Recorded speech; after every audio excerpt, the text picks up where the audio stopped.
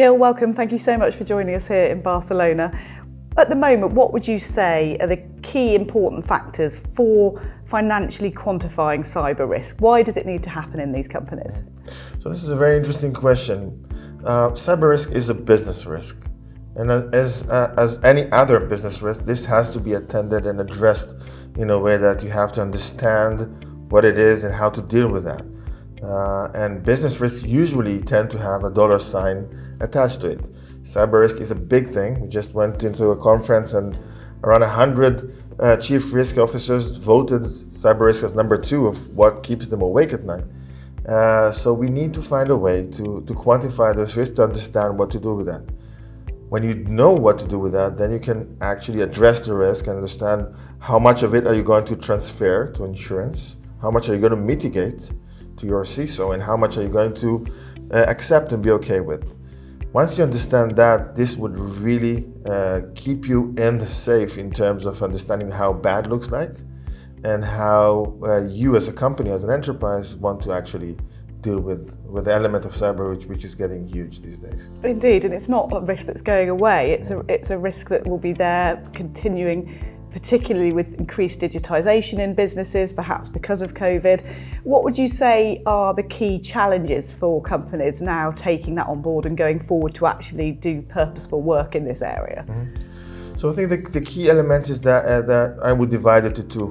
One is that the outside world is changing all the time.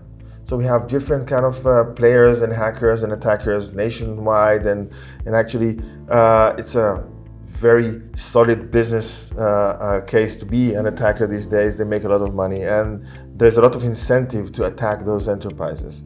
So the outside world is overall changing all the time.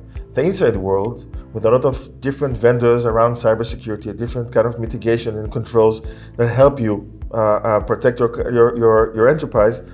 But this is really something that needs a layer of communication to bridge the gap between the technology of cyber security protection and the communication with the board. When you're in the board meeting, just imagine that the executives are talking about how are we doing with the revenue, profit, with the headcount. Everything is dollar signed and quantified. How are we doing with risk? Yeah, it's okay, or we're good so far. There needs to be a way to address that in a way that people can understand in the executive layers to be able to take decisions. So cyber decision, financially quantified, is a thing that would really help in different decision-making points throughout different use cases. So what should those risk professionals be looking for in the partners they choose in terms of these CRQ tools? So when you're looking for a CRQ tool, and I'm a bit not objective, but when you're looking at that, you want to have the capability to have on-demand usage of that.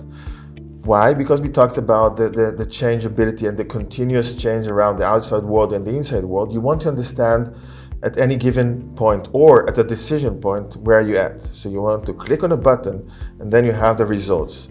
So when you're looking at CRQ, in 2021, no longer have half a year, a 6-month session with a lot of Excel sheets, a lot of workshops. You want to really have a on-demand capability. So this is one.